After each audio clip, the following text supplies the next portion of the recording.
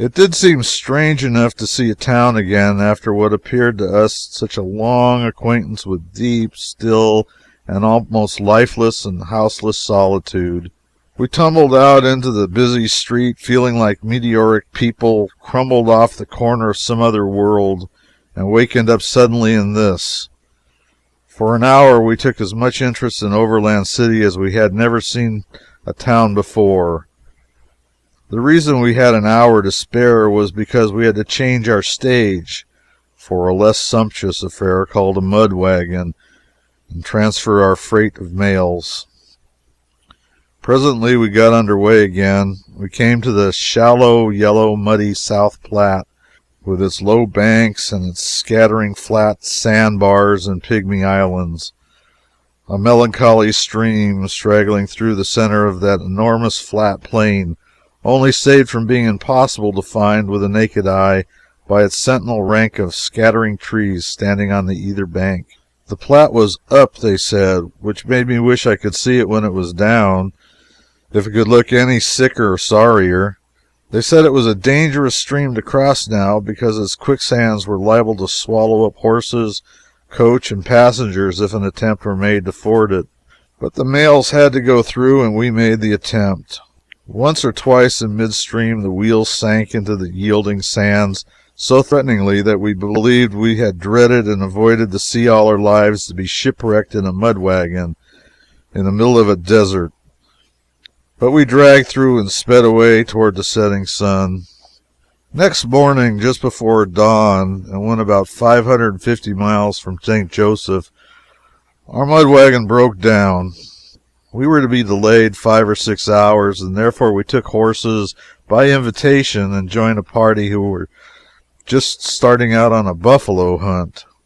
It was noble sport, galloping over the plain in the dewy freshness of the morning, but our part of the hunt ended in disaster and disgrace, for a wounded buffalo bull chased the passenger Bemis nearly 2 miles, and then he forsook his horse and took to a lone tree.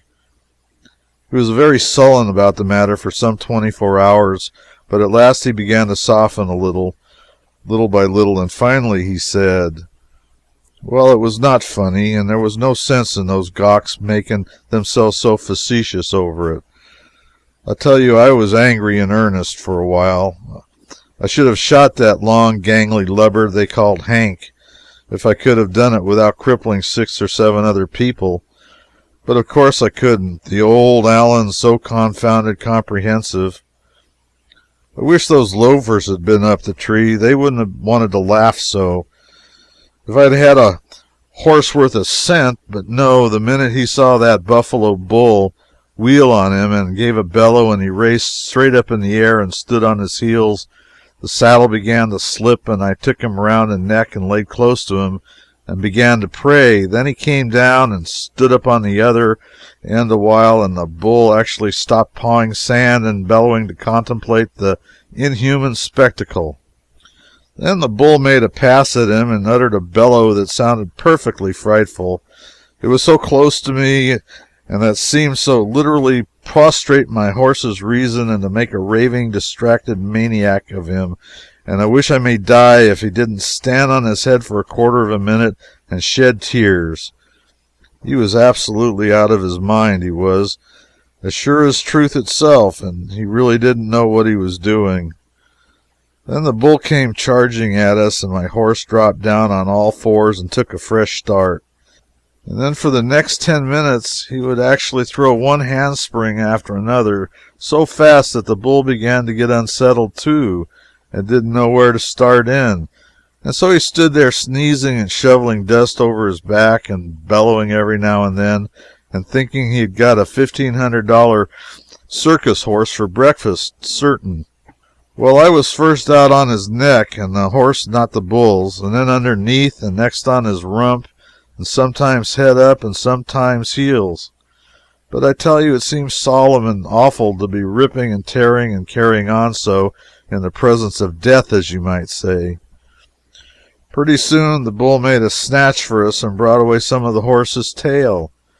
I suppose, but do not know, being pretty busy at the time, but something made him hungry for solitude and suggested to him to get up and hunt for it. And then you ought to have seen that spider-legged old skeleton go, and you ought to have seen the bull eat out after him, too. Head down, tongue out, tail up, bellowing like everything, and actually mowing down the weeds, tearing up the earth, and boosting up the sand like a whirlwind. By George, it was a hot race. I and the saddle were back on the rump, and I had a little bridle in my teeth and holding on to the pommel with both hands. First we left the dogs behind, and then we passed a jackass rabbit, and then we overtook a coyote, and were gaining on an antelope when the rotten girth let go and threw me about 30 yards off the left. And as the saddle went down over the horse's rump, he gave it a lift with his heels that sent it more than 400 yards up in the air. I wish I may die in a minute if it didn't.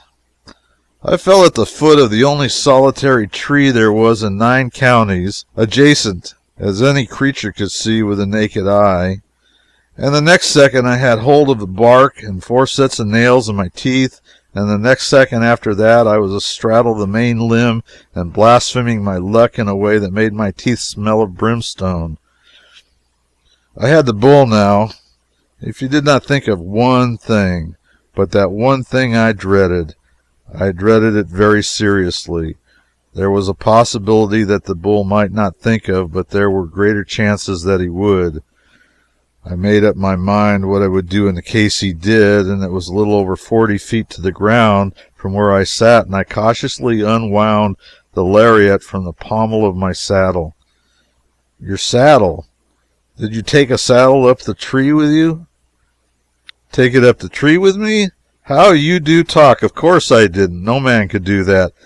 It fell in the tree when it came down. Oh, exactly. Certainly, I unwound the lariat and fastened one end of it to the limb and the very best green rawhide and capable of sustaining tons. I made a slip noose in the other end and then hung it down to see the length. It reached down 22 feet, halfway to the ground. I then loaded every barrel of the Allen with a double charge. I felt satisfied. I said to myself, if he never thinks of that one thing that I dread, all right. But if he does, all right anyway. I'm fixed for him. But you don't know that the very thing a man dreads is the very thing that always happens. Indeed, it is so. I watched the bull now with anxiety which no man can conceive of who has not been in such a situation and felt that at any moment death might come. Presently a thought came into the bull's eye. I knew it, said I. If my nerve fails now, I'm lost. Sure enough, it was just as I had dreaded. He started to climb the tree. What, the bull? Of course, who else? But a bull can't climb a tree. He can't he? Since you know so much about it, did you ever see a bull try? No, I never dreamt of such a thing. Well, then, what is the use of your talking that way? Because you never saw a thing done, is that any reason why it can't be done? Well, all right, go on. What did you do? The bull started up and got along well, about 10 feet, and then slipped and slid back. I breathed easier. He tried it again and got up a little higher, slipped again. But he came at it once more, and this time he was careful. He got gradually higher and higher, and my spirits went down more and more. But he came an inch at a time, and with his eyes hot and his tongue hanging out, higher and higher, hitched his foot over the stump of a limb and looked up as much as to say, "You are my meat, friend." Up again, higher and higher, and getting more excited the closer he got. He was within 10 feet of me. I took a long breath, and then I said, "It is now or never." I had the coil of the lariat all ready, and I paid it out slowly till it hung right over his head, and all of a sudden I let go of the slack, and the slip noose fell fairly around his neck. Quicker than lightning, I out with the Allen and let him have it in the face. It was an awful roar, and must have scared the bull out of his senses. When the smoke cleared away, there he was, dangling in the air, 20 foot from the ground, and going out of one convulsion into another faster than you could count. I didn't stop to count anyhow. I shinnied down the tree and shot for home. Bemis, is all that true, just as you stated it? I wish I may rot in my tracks and die the death of a dog if it isn't. Well, we can't refuse to believe it, and we don't. But if there were some proof... Proof? Did I bring back my lariat? No. Did I bring back my horse? No. Did you ever see the bull again? No. Well, then what more do you want? I never saw anybody as particular as you are about a little thing like that. I made up my mind that if this man was not a liar, he only missed it by the skin of his teeth. This episode reminds me of an incident of my brief sojourn in Siam years afterward. The European citizens of a town in the neighborhood of Bangkok had a prodigy among them by the name of Eckert, an Englishman, a person famous for the number, ingenuity, and imposing magnitude of his lies. They were always repeating his most celebrated falsehoods and always trying to draw him out before strangers, but they seldom succeeded. Twice he was invited to the house where I was visiting, but nothing could seduce him into a specimen lie. One day a planter named Bascom, an influential man and a proud and sometimes irascible one, invited me to ride over with him and call on Eckert. As we jogged along, said he, "Now, do you know where the fault lies? It lies in putting Eckert on his guard. The minute the boys go pumping at Eckert, he knows perfectly well that what they are after, and of course he shuts up his shell. Anybody might know he would, but when we get there, we must play him finer than that. Let him shape the conversation to suit himself. Let him drop it or change it whenever he wants to. Let him see that nobody's trying to draw him out. Just let him have his own way. He will soon forget himself and begin to grind out lies like a mill. Don't get impatient. Just keep quiet and let me play him. I will make him lie." It does seem to me that the boys must be blind to overlook such an obvious and simple trick as that. Eckert received us heartily, a pleasant-spoken, gentle-mannered creature. We sat in the veranda an hour, sipping English ale and talking about the king and the sacred white elephant and the sleeping idol and all manner of things, and I noticed that my comrade never led the conversation himself or shaped it, but simply followed Eckert's lead and betrayed no solicitude and no anxiety about anything. The effect was shortly perceptible. Eckert began to grow communicative, and he grew more and more at his ease and more talkative and sociable. Another hour passed in the same way, and then all of a sudden Eckert said, "Oh, by the way, I came near forgetting. I've got a thing here to astonish you, such a thing as neither you nor any other man ever heard of. I've got a cat that will eat coconut. Common green coconut, not only the meat, but drink the milk. It is so, I swear to it." A quick glance from Bascom, a glance that I understood then. Why, bless my soul, I've never heard of such a thing. It is impossible. I knew you would say it. I'll fetch the cat. He went in the house, and Bascom said, "There, what did I tell you? Now, that this is the way to handle Eckert. You see, I have petted him along patiently and put his suspicions to sleep. I'm glad we came. You tell the boys about it when you get back. Cat eat a coconut, oh my.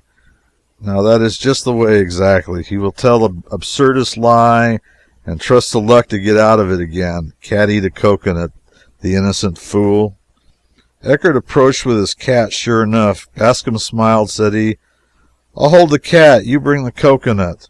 Eckert split one open and chopped up the pieces.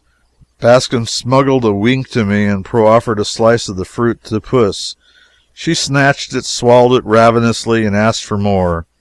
We rode our 2 miles in silence and wide apart, at least as I was silent, though Bascom cuffed his horse and cursed him a good deal. Notwithstanding, the horse was behaving well enough. When I branched off homeward, Bascom said, "Keep the horse till morning, and you not speak of this foolishness to the boys."